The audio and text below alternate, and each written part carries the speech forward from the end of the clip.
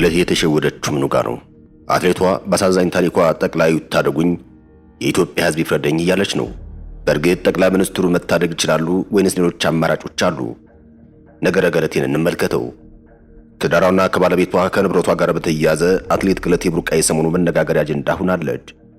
ጉዳዩ በሕግ ታይቶ በዝርቀት ተጉዟል ለምን የተባለው ባለቤቷም ከሷ ጋር ፍቺ ፈጽሞ ንብረቶቹን ከመኪና እስከ ቤትና ቦታ ድረስ ጠቅልሎ ወስዷል።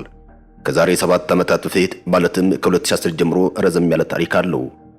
ያገባችው በኢትዮጵያ ሚሊኒየም 2009 ላይ ሲሆን ከዚያም በነበሩ ሂደቶችና አለመግባባቶች አትሌቷ በኢትዮጵያ አቆጣጠር በ2010 ላይ ትዳሯ እንደፈረሰ ተናግራለች።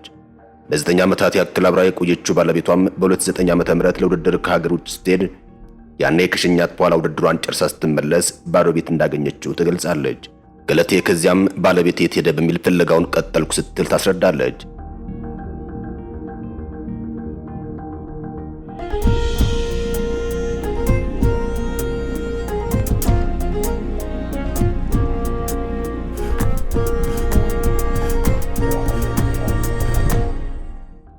በዚህ መሃል ግን አንድ ስለ ባለቤቷ ጉዳይ የሚያመላክት ፍንጭ ማግኘቷን ታስረዳለች። ይህም ቁራጭ ደብዳቤው ወረቀት ሲሆን ደብዳቤው ባጭሩ ጸበል ሄጃለሁ የሚል ነበር። እዚህ ጋር ነው እንግዲህ አንድ ጥያቄ የሚያጭር ጉዳይ የተነሳው። እሱም ሁለቱ ጥንዶች ጋብቻቸውን የመሰረቱት በፕሮቴስታንት ቤተ እምነት በሙሉ ወንጌል ቤተክርስቲያን የጋብቻ ስነ ስርዓት በመሆኑ ከእምነቱ አስተምሮ አኳያ ጸበል ሄድኩ የሚለው እንዴት የሚል ጥያቄ የተነሳ መሆኑን አትሌት ገለቴ ቡርቃ ትናገራለች። ከባለቤቷ መጥፋት ጋር በተያያዘ ግራ መጋባት ውስጥ እንደገባች ተናገረችው። አትሌቷ በጉዳዩ ዙሪያ መፍትሄ ለማፈላለግ ወደ ቤተሰቡ ማለትም ወደ እናቱ ብትሄድም አናውቅም እንዳሏት ትናገራለች። ይህ ሰው ምናልባት ቢሞት እኔም በወንጀል ሊያስጠይቀኝ ይችላል በሚል ስጋት ጉዳዩን ለፖሊስ ማመልከት ይገባኛል በማለት ተመልሳ ወደ እናቱ ቤት ትሄዳለች። የባለቤቷ እናት ከቀድሞ ጠቅላይ ሚኒስትር አቶ መለስ ዜናዊ ከሄልሲንኪ ውድድር መልስ በሽልማት ካገኘችው የሽልማት ቦታ ቤት ሰርታ እንዳስቀመጠቻቸው የምትናገረው ገለቴ ካሉት ንብረቶች መካከል ይህን ቦታ ባለቤቷ ለእናቱ በሽያጭ ያስተላለፈላቸው መሆኑን ትናገራለች። ነገሩን ወደ ጠፋው ባለቤቷ ስንመልሰው በዚህ መሃል ወደ ቤት ስመለስ መንገድ ላይ እንዳለው ባለቤት የደወለልኝ። ስልኩን አነሳሁት። የሰውየው አትበጥብጭ የራሴን ሕይወት እፈልጋለሁ ካልሽ አረፈሽ ቁጭ በይ በሚል በጥብቅ አስጠነቀቀኝ ስትል ትናገራለች። ይህ ከሆነ ከ8 ወራት በኋላ የፍርድ ቤት መጥሪያ መጣልኝ ያለችው አትሌቷም ጉዳዩ የትዳር ጉዳይ በመሆኑ ከፍቺ በፊት እስኪ ተረጋግታችሁ ሰከን ብላችሁ አስቡበት በሚል በፍርድ ቤት የማሰላሰያ ጊዜ ቢሰጣቸውም በሱ በኩል ምንም አይነት ለውጥ የሌለ በመሆኑ የዛሬ 7 ዓመት አካባቢ ማለትም በ2010 ጋብቻቸው የተቋረጠ መሆኑን አመላክታለች። እዚህ ጋር አትሌት ገለቴ ቡርቃ አልፈልግም እያለች ሽሽት ላይ ያለውን ባለቤቷን በጥብቅ የምትወደው መሆኑን በግልጽ መመልከት ይቻላል። ከዚያ በኋላ ነው አወዛጋቢው ታሪክ አንድ ብሎ የጀመረው። እሱም የጋብቻ መፍረስን ተከትሎ የንብረት ክፍፍል አይቀሬ በመሆኑ ነገሮች ወደዚያው ሲያመሩ ግን ገለቴ በፍርድ ሂደቱ ሊቀራት አልቻለም። ንብረቶቿን በሙሉ ከቤት እስከ ተሽከርካሪና ቦታዎች ድረስ ለቀድሞ ባለቤቷ በውክልና የሰጠች መሆኑን አብራርታለች። ሌላው ቀርቶ የባንክ አካውንቷ ሳይቀር የሚንቀሳቀሰው በሱ ውክልና ነበር። በእጇ የነበረው የምትኖርበት መኖሪያ ብቻ ነበር። አትሌት ገለቴ የተሸወደችበት ነጥብ ያለውም እዚህ ጋር ሆኖ ይታያል። በሕግ ውክልና ባደራ የመያዝና እስከ መሸጥና መለወጥ የሚያደርስ የውክልና አይነት አለ። ከአትሌት ገለቴ ቡርቃ ማብራሪያ መረዳት የሚቻለውም እሷ ንብረቶቿን ለቀድሞ ባለቤቷ የሰጠችው በሙሉ ውክልና ሆኖ ይታያል። ይህ ማለት ንብረቶችን እንደራሱ ሆኖ ባደራ ከማስተዳደር ባለፈ እስከ መሸጥና መለወጥ የሚያደርስ የውክልና አይነት እንደማለት ነው። ይህ ከሆነ ባለቤቷ ከሷ በሙሉ ውክልና የተረከባቸው ንብረቶች ቢሸጥና ቢለውጥ የሕግ ድጋፍ ይኖረዋል። አትሌት ገለቴ በቴሌቪዥን በሰጠችው ማብራሪያ ላይ ከዚህ ቀደም የወሰደውን ውክልና ተጠቅሞ ያለው ንብረት ሸጦ ስለነበር ጋብቻው ከፈረሰ በኋላ ንብረቴን ለማሳገድ ብንቀሳቀስም ከአንድ ቤት በስተቀር ሁሉም ስማቸው ዞሮ ነበር ያገኘው ስትል ትናገራለች። አንዷ የቀረችው ቤትም በ2008 ዓ.ም ውክልና የተነሳባት ቤት እንደሆነች የጠቀሰችው አትሌቷም በተለያዩ አካባቢዎች የሚገኙ 10 ቤቶች፣ 4 መኪናዎችና ሌሎች በርካታ ንብረቶች ተሽጠውባት ባዶ እጇን መቅረቷን ተናግራለች። እናቱ እንዲኖሩበት የሰጠሁት መንግስት የሰጠኝ ቤት እንኳን ለእናቱ ሽጦታል የምትለው ገለቴም ከጋብቻ በፊት ያፈራሁትን ንብረቴን ሳይመልስ ከጋብቻ በኋላ ያፈራነውንም ሳይካፈል አንዷ የቀረችውን ቤት ለመካፈል ፍርድ ቤት ወስኖብኛል ስትል ታብራራለች።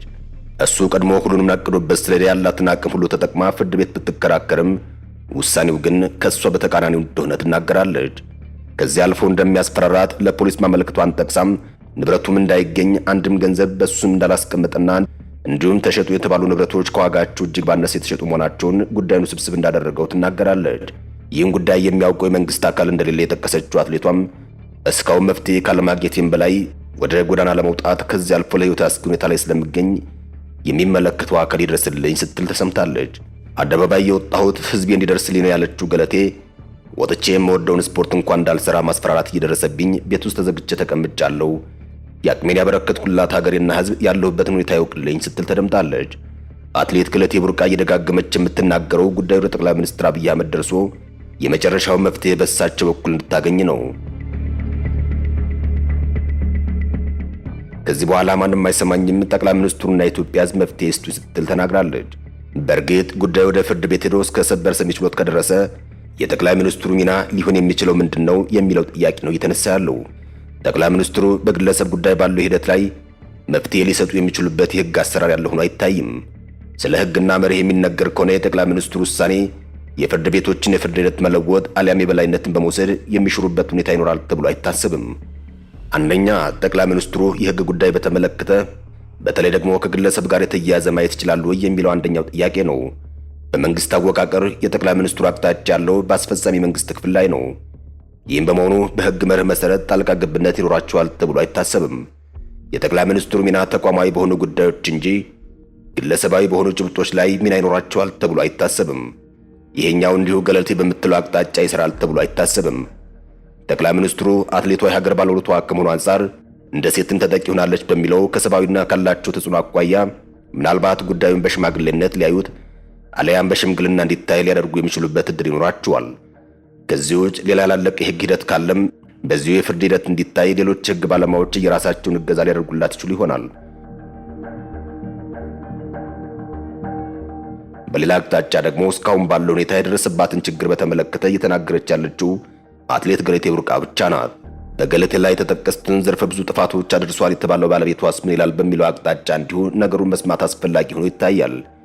የቀድሞ ባለቤቷ ምናልባት እኔም በዚህ አቅጣጫ የራሴ ታሪክ አለኝ ብሎ ብቅ ሊል ይችል ይሆናል። በዚህ ወቅት በሁለቱ አቅጣጫ ያሉት ሁለት ታሪኮች በሚገባ መስማቱ ለሕሊናም ለፍርድም በሚያመች መልኩ ነገሮች የሚቃኑ ይሆናል። ነገሮች ከሕግና ፍርድ ቤት ሂደቶች በነበሩበት ሂደት ብሎም የትዳር መናጋቶች ያለችው ምንም ነገር አልነበረም። ታሪኩ 7 እና 8 ዓመታትን ያስቆጠረ ሆኖ ይታያል። ከተወሰኑ ግዛት ወዲህ ደግሞ ወደ አደባባይ ወጥታለች። ወደ ሚዲያ በመውጣት እናንተ ፍረዱ ስትል ተሰምታለች። ይሄ የገለቴ አንዱ የታሪክ ገጽታዋ ነው። በሌላ አቅጣጫ ደግሞ የገለቴ ባለቤት የዚሁ ታሪክ አካል ይሆናል። በፍርድ ቤት ሂደት ንብረቶቿን የተረከበ መሆኑ እየተገለጸ ነው። ገለቴ የፍርድ ቤት ሂደቶችን ሁሉ አሟጣ በመጠቀም ወደ ሰዎች ልና ፍርድ እንደመጣች ሁሉም ባለቤቷም በሌላ አቅጣጫ ያለኝ እውነት ይህ ነው በማለት ሐሳቦቹን ይዞ ወደ ሕዝብ አደባባይ መውጣት ግድ ይለዋል። የፍርድ ቤት ሂደቶች ያለቁ በመሆናቸው ሕዝብ በሚሰጠው አስተያየት የዳኞች ውሳኔ የመስጠት ነጻነት ሕሊና ተጽዕኖ ስር ይወድቃል ተብሎ አይታሰብም። አንድ ጉዳይ በሕግ ተይዞ በፍርድ ቤት እየታየ ባለበት ሁኔታ ያው ጉዳይ ወደ ሚዲያ የሚወጣ ከሆነ የዳኞች በነጻነት የመፍረድ ሕሊና ላይ ተጽዕኖን ያሳርፋል ተብሎ ስለሚገመት ተመካሪ አይደለም። አሁን ከገለቴ በኩል እንደሚሰማው ከሆነ ገለቴ በዚህ አቅጣጫ ያሉትን ሂደቶች በሚገባ በማጠናቀቅ ነው በመጨረሻ ስሙኝ ፍረዱኝ ስትል ወደ መገናኛ ብዙሃንና ወደ ሕዝብ የመጣችው። ከዚህ አንጻር በተሰጡ ውሳኔዎች ላይ የሕግ ባለሙያዎች የክርክር ሂደቶችንና መዝገቦችን ጭምር እያዩ የየራሳቸውን የሕግ ትንታኔዎች ሊሰጡባቸው ይችላሉ። ለሕግ ተማሪዎችና ለህብረተሰቡም ትምህርት መሆን የሚችሉ ጭምር ናቸው። ከዚሁ ጋር በተያያዘ በዛሬው ዕለት የኢትዮጵያ አትሌቲክስ ፌዴሬሽን ጋዜጣዊ መግለጫን ሰጥቷል። ለሀገሯ ይህን ያክል ዋጋ የከፈለች አትሌት ከ2010 ዓ.ም ጀምሮ የገጠማትን ችግር ለመፍታት በፍርድ ቤት ስለመንከራተቷ በቅርበት ታውቃለህ ያለችው የኢትዮጵያ አትሌቲክስ ፌዴሬሽን ምክትል ፕሬዝዳንት አትሌት መሰረት ደፋር ሕግ ለዚች ሀገር ባለውለታ ትክክለኛውን ፍትህ እንዲሰጣት ጠይቃለሁ ስትል ተደምጣለች። የኢትዮጵያ አትሌቲክስ ፌዴሬሽን ፕሬዝዳንት አትሌት ስለሺ ስህን በበኩሉ ገለቴ ቡርቃ አደባባይ ወጥታ ጉዳቷን ተናገረች እንጂ ሌሎች ተመሳሳይ በደል የደረሰባቸው ያሉ አደጋ የደረሰባቸው ብዙ አትሌቶች አሉ ሲል ተናግሯል።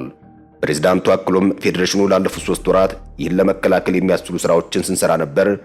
አሁን ላይ አትሌቶችን ከአደጋ የሚከላከል ኢንስቲትዩት ከባህልና ስፖርት ሚኒስቴር ጋር በመሆን አቋቁመናል ሲል ተናግሯል። ብዙ የተጎዱ አትሌቶች አሉ፣ ብዙ ገለቴዎች አሉን። አደጋው በሴቶች ብቻ ሳይሆን በወንዶች አትሌቶች ጭምር ነው ያለው አትሌት ስለሺ ስህን ይህን ለማስቀረት በስራ ላይ ሲል ተደምጧል። አበቃን። ሰናይ ጊዜን ተመኘን።